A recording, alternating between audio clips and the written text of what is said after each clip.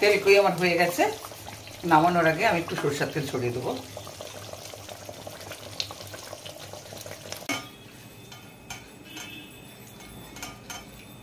এটা আমি নুনটার মাথায় অল্প হলুদ দেবো, কারণ আমি তো তেলে সবসময় হলুদ দিয়ে থাকি, তাই জন্য অল্প একটু হলুদ দিচ্ছি এখানে। কড়াইতে প্রথমে আমি তেল দিয়ে দিচ্ছি। এখানে প্রথমে রসুন কুচানোগুলো দেবো।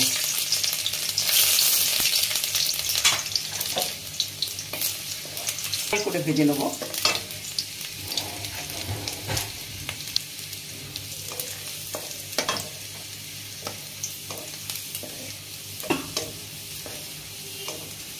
রসুনটা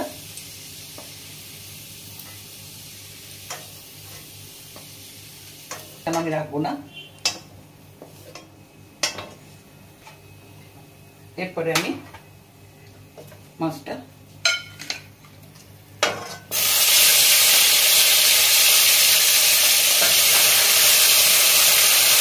সঙ্গে সঙ্গে মেরে দেবো, যাতে মাছটা না বেঁচে যায়।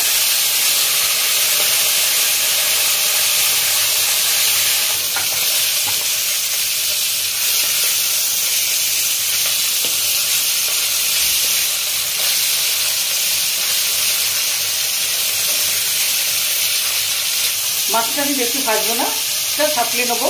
এখানে একটা কথা বলছি আপনাদের, তেলে আমি রসুনটা দিলাম, কেননা তেল কইতে আমি রসুনটা দিলাম না, ও শুধু ফ্লেভারটা যাতে মাছের মধ্যে ঢুকে যায়, তাই জন্য মাছ ভাজার আগে তেলে আমি রসুনটা ভেজে তুলে না, ওই ফ্লেভারটা যে থেকে গেল ওটা মাছের মধ্যে গেল। মাছগুলো আমি তুলে নিচ্ছি, হয়ে গেছে।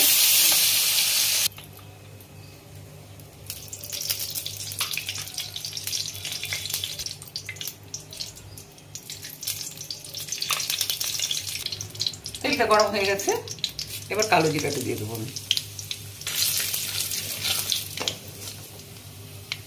হলুদ দিলাম,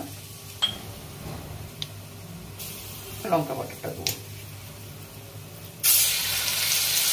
এখন এই তরকারিটা যেন একটু ঝাঁস থাকে, সর্ষে বা সর্ষের তেলের যেন একটু ঝাঁস থাকে। তাই আমি সর্ষেটাকে একটু জল দিয়ে ভিজিয়ে নেবো।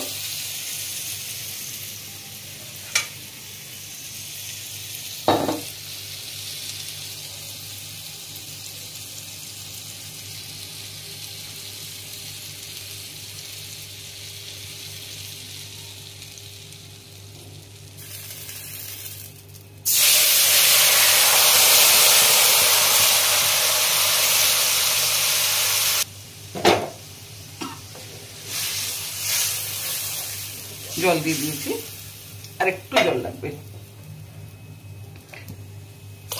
মাছটা সিদ্ধ হতে দিতে হবে। এরপরে আমি তরকারিতে হলুদটা দেবো, পরিমাণ মতো দেবো, ব্যাস। আর গোটা কাঁচা লঙ্কা।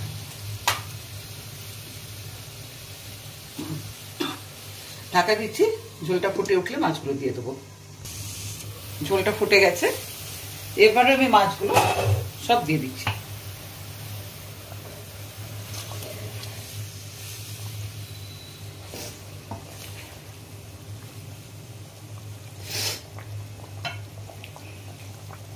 আর একবার ঢাকাটা দেবো, হতে থাকবে।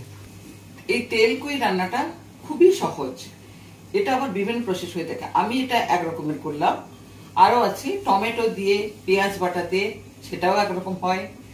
আর শুধু জিরা বাটা দিয়ে তেল দিয়ে কালো জিরা ফোড়ন দিয়ে, সেটাও একরকম হয়।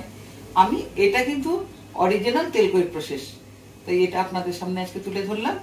আপনারা বাড়িতে চেষ্টা করবেন, খুবই সহজ এবং লোভনীয় জিনিস। ঢাকাটা খুললাম,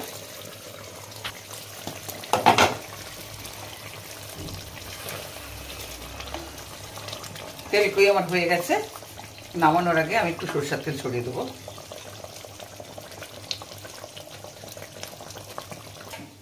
গ্যাসটা বন্ধ করলাম, এবার আমি একটা পাত্রে ঢেলে নিচ্ছি।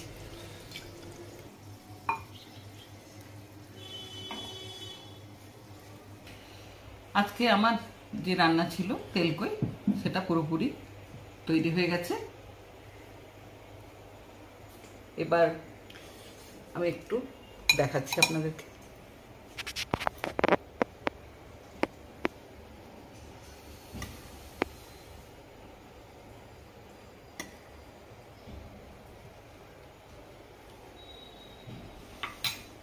তো বন্ধুরা, আমার এই রেসিপি আজকে আপনাদের কেমন লাগলো অবশ্যই কমেন্ট করে জানাবেন। আর যদি কোনো নিত্য নতুন রেসিপি জানতে চান তাও কমেন্ট করে জানাবেন।